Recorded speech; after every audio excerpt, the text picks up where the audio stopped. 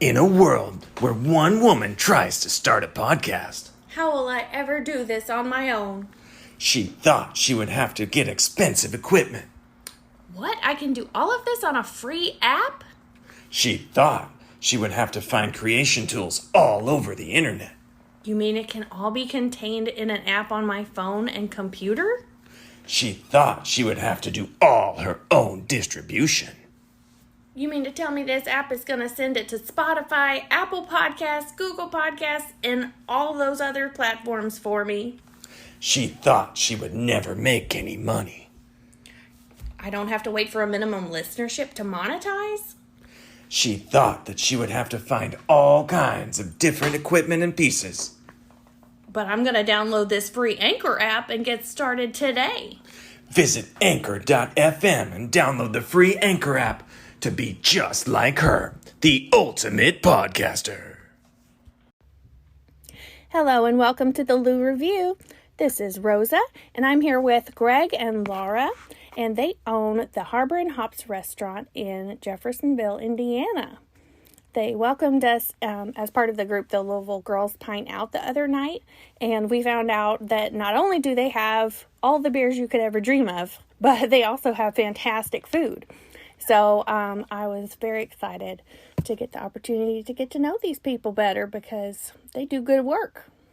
So, Greg, would you like to tell us about Harbor and Hops and what makes it special and unique? Yeah, so I think, we were able to kind of deliver on the vision we had for our business. We wanted to be that really good go-to, just call it neighborhood pub. It was going to be family friendly, it was going to be pet friendly, it was going to hit the sweet spot on terms of budgets. And, the things that were going to make us unique was just everything was going to be from scratch. Mm-hmm. That's why we're all fresh proteins and produce. We produce everything in-house, all our own sauces, all our own dressings. We hand patty all of our little burgers. And wanted to be, that restaurant that everybody was always very comfortable in. We think of ourselves very much as a neighborhood place. Mm-hmm. We get just as many families in there as we get guys on game night.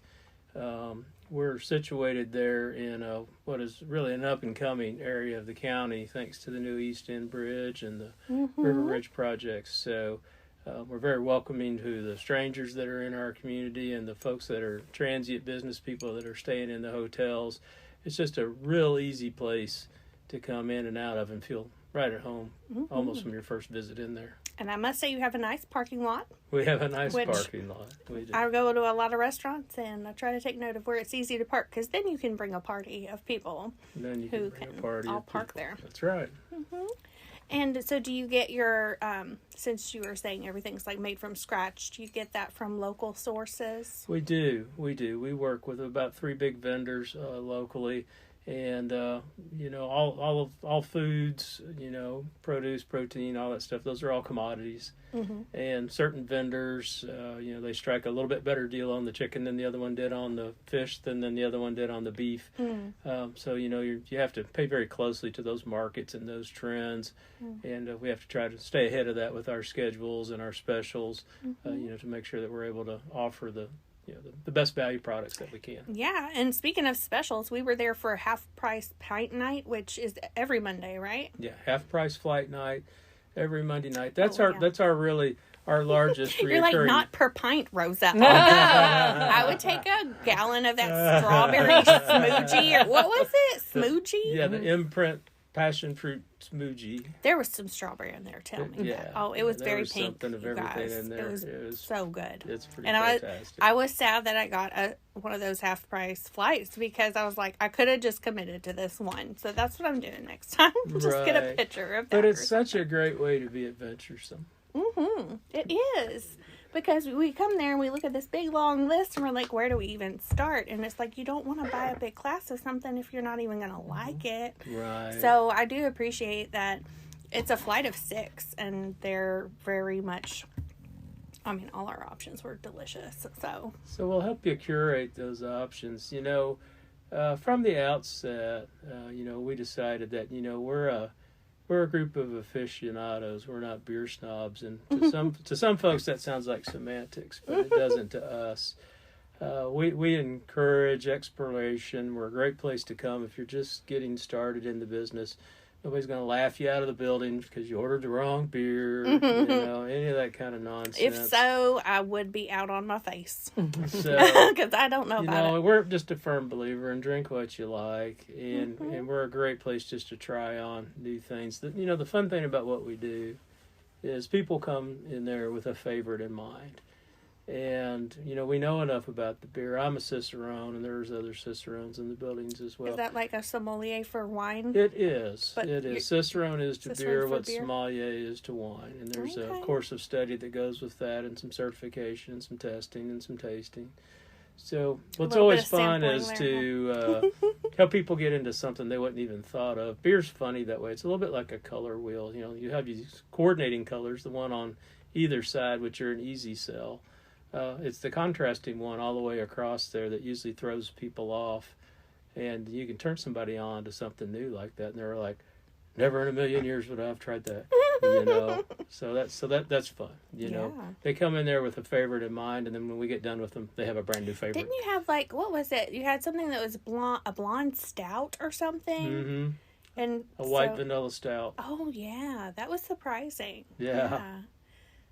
So how did you guys get into starting this restaurant? It was a combination of several years. It's nothing we kind of jumped into. A lot of it had to do with me winding down my full-time career some and looking to transitioning to a lifestyle that had me at home a little bit more. What were you doing? I am a U.S. Merchant Marine by training. I am a commercial... It sounds like a mercenary. What do you do exactly? I'm a commercial ship pilot and river pilot by training of the last 35 years or so, and have worked all over the country and all over the world. Wow. And so for our family, that's the lifestyle they've always known. So it's not unusual to us that Dad disappears for a while and comes home for a while. Yeah. But you don't just drive like those river barges of sand and gravel and such. No, I grew up seeing those. But... Yeah, I do all sorts of stuff. These days, I'm the master on the steamer American Queen. That's the world's largest inland steamboat. So, nice. Yeah. You were telling me how you take your girls out there. They've been and out they there think everybody's dad drives river boats. Yeah, when they were real young, and we'd come through Louisville, we'd have them over, and they'd get to bring their girlfriends on for like ice cream socials and stuff like that. That is so enchanting. To have as your kids' birthday parties or whatever. Yeah, that's so cute. Yeah, so we were kind of winding that down. That business was project based. I had gone from the passenger vessel side of the business back into commercial towing and the tank barge side of the business, and that project was kind of winding up. And so we were looking to do something a little closer to home for the last couple of years that the girls were in high school, knowing that they were going away to college. And we had just dabbled in owning a business. Laura has that sense of drive, that entrepreneurial spirit as well, like me. And we looked at all different kinds of things. And kind of kept coming back to the food service side of things. Some of it was geography. We lived out in that end of the county, and there wasn't any fast casual type restaurants out there. So, the running joke was, what 40-minute drive would you like to make tonight, to go to dinner? So there was that. Nobody was servicing that market. So we began looking at different options in that. My older brother is a professional chef by training. He's a graduate of the Culinary Institute of America and has been running hotels and restaurants for the last 40 years. That's his chosen calling. Has worked all over the country and all over the world himself. And so we had this great resource at home. So he helped us take, a restaurant idea and refine it some more into the restaurant markets that were the most populated in the United States, over the menus that were the most purchased, and how to take, those kind of menus and he'll tell you, the great food's about great ingredients, and that you can take, kind of that middle of the road, highly consumed food, make some ingredient changes, make some things fresh instead of frozen, and turn them into something really special. Yeah. I felt like it was special, but I'm not sure if it's because I drank that schmoogey so fast. So, Laura, what's your role in all of this? So, I'm kind of a little bit of a bookkeeper. I do the payroll and kind of some oversight of the hiring. Probably the thing that I focus on is I really keep an idea, keep a watch over, I guess I should say, of the food quality and the service quality, because those are the two things that you can differentiate yourself from any other place. So you'll find me there in the evenings, maybe working the expo or just kind of touching tables, or you'll see me watching what our servers are doing and overhearing and coaching and those kind of things. So I'm all things service and quality. Wow. Mm-hmm. So does that tie into your day job? Probably, because I'm an HR manager. So some of those things like... There's some overlap there. Yeah, some of that is kind of natural instinct. So you're the HR manager for your own business. That's too. exactly right. So I keep strong tabs on that, and Greg spends a lot of time just on the business side of things. Was it today or yesterday? He was over there improving some and working on some AV things for our TV. So he's all things like IT, and of course we call him the beer guru because he's all things beer. So you didn't go get that certification together? I did not. Really? Yeah, he's the beer guru. So, and it's fun nights that he's in town and we'll go over. I enjoy really watching him touch tables and say, "Hey, what are you drinking tonight?" Well, let me get you a sample of something I just want you to try. So I enjoy that, and a lot of people do. He's kind of known over there, and it's fun to watch him, turn people on to new tastes and things like that. So I'm all things quality and service. Greg's all things beer and business operations, and then of course Mike is all things food. He's our food ninja. So, and this is our that would be Greg's brother. Your my brother. brother-in-law. Okay, I couldn't remember whose brother he was, but I guess it runs together after a while. Right? He's improved a lot of our dishes over the years. Just it's like you said, with simple things. Like our the beer battered fish is Guinness. I mean, and Guinness and nothing else. It's a true Irish stout batter, and things that you just wouldn't think about.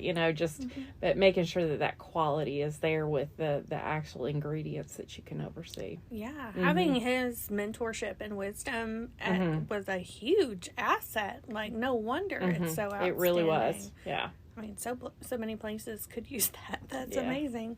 And to have that in your back pocket.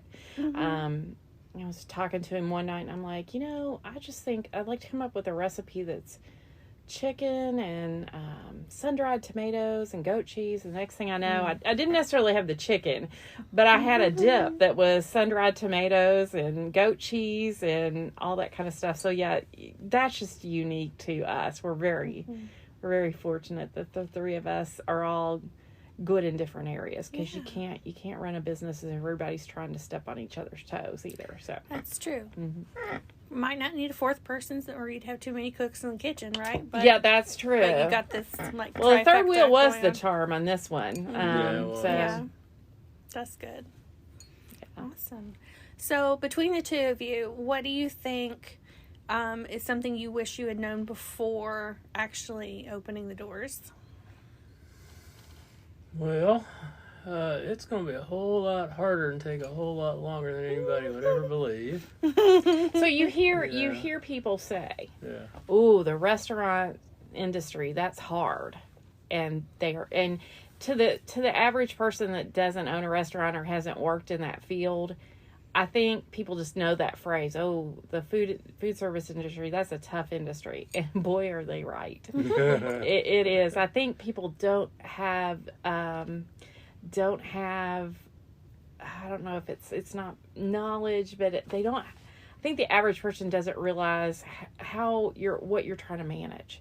Those service, the food, the innovation, all the while by, controlling costs that are skyrocketing with food. I mean, food costs are just, for our business where you're locally owned and operated, that's tough. We're not a big chain restaurant that can get a lot of economies of scale. So those are tough things. And knowing that going into it is probably something that somebody would want to know. To realize that if we're going to do this and be based locally, then we're not going to have the same discount options. However, I was talking to a few business owners who were so thankful that their plan was to buy locally because of all the supply chain issues that we've had in the last year or two. I can understand that. Yeah, so, pros and cons. It's like you have something, it's expensive, but it's there. Yeah. So I think people, anybody that's starting their own business, restaurant or whatever, the time commitment was a lot. We lived over there at first, didn't we? Right. Practically. That had to be hard to maintain your other jobs. Yeah, Greg had actually went on a sabbatical for that point, so he was there. But between the two of us, we lived over there a lot, which is good and bad, but people really, you can't underestimate. It's like I say all the time, you got to be visible in your business. Yeah. If you're not, you don't know what's going on, and you're leaving you're leaving something that is your livelihood and your savings, your life savings to somebody else, and you can't do that. So you have to be able to be present. So. Yeah, you have to have a particular mindset stepping into that. If you're one that I'll say is prone to panic, this isn't a safe space for you. No, you don't have one of those signs on the wall. This is a safe place. It has a lot of just kind of tough, soul, gut-wrenching moments that are like, okay, and we're gonna be fine, and you got to keep the face up. I remember when the first got closed by the pandemic, everybody thoughtfully would say things like, "Are you gonna make it?" And it had never occurred to us because there's really not an option. Yeah, you're like that wasn't one on my list of choices. You're like, we must make it. and I told everybody, I said, no, I plan on prevailing. There you go. And that's a good way to say it. The one thing I know about companies, having been involved in companies big and small, when things get tough, companies kind of do one of two things. They either implode and they blame and shame. It's everybody else's fault. Or it truly is, the good ones at least, it's a rallying point. Everybody strips away a lot of ego and gets their hands on what they can do and just does what they can do. And when you do that enough days in a row, that storm passes. It does. Yeah. And, it passed for us. That's awesome. I think you look to be thriving right now. Some of the girls in our group, like one of them, she said her and her boyfriend go there all the time together. So they definitely have made it the neighborhood spot you're talking about. Right. So I know that's really happening. So thank you so much for taking the time to visit with us and introduce yourselves and share your story. And if you've not been to Harbor and Hops, you got to go. You got to try it out. Maybe on Monday nights for half-price flights. There you go. But we will see you in the next one. Bye.